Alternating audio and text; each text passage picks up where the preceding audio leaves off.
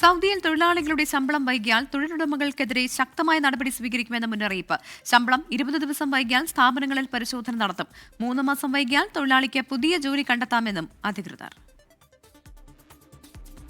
തൊഴിലാളികൾക്ക് കൃത്യസമയത്ത് ബാങ്ക് വഴി ശമ്പളം നൽകണമെന്നാണ് സൗദിയിലെ സ്വകാര്യ കമ്പനികൾക്ക് മാനവ വിഭവശേഷി സാമൂഹിക വികസന മന്ത്രാലയം നൽകിയിരിക്കുന്ന നിർദ്ദേശം. ഇത് പാലിക്കുന്നതിൽ വീഴ്ച വരുത്തുന്ന സ്ഥാപനങ്ങൾക്കെതിരെ ശക്തമായ നടപടി സ്വീകരിക്കുമെന്നാണ് മുന്നറിയിപ്പ്. ശമ്പള വിതരണം ഓൺലൈൻ വഴി നിരീക്ഷിക്കാൻ സൗകര്യമുണ്ട്.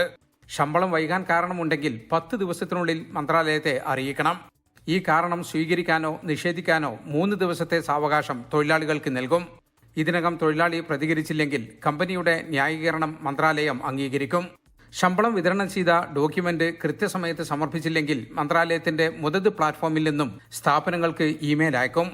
10 ദിവസത്തിനു ശേഷം റിമൈൻഡറും അയക്കും. 15 ദിവസമായാൽ മുന്നറിയിപ്പ് നോട്ടീസ് നൽകും. 20 ദിവസത്തിന് ശേഷവും മറുപടി നൽകാതിരുന്നാൽ മന്ത്രാലയം പ്രതിനിധികൾ ബന്ധപ്പെട്ട സ്ഥാപനങ്ങൾ സന്ദർശിച്ച് കാരണം അന്വേഷിക്കും. ശമ്പളം 2 മാസം വൈകിയാൽ വർക്ക് പെർമിറ്റ് നൽകലും പുതുക്കലും ഒഴികെയുള്ള എല്ലാ സർക്കാർ സേവനങ്ങളും നിർത്തിവെക്കും. 3 മാസം വൈകിയാൽ വർക്ക് പെർമിറ്റ് പുതുക്കുന്നതുൾപ്പെടെയുള്ള എല്ലാ സേവനങ്ങളും നിർത്തിവെക്കും. കൂടാതെ കമ്പനിയുടെ അനുമതിയില്ലാതെ തൊഴിലാളിക്ക് പുതിയ ജോലി കണ്ടെത്തി സ്പോൺസർഷിപ്പ് മാറാനുള്ള അവസരം നൽകുകയും ചെയ്യും.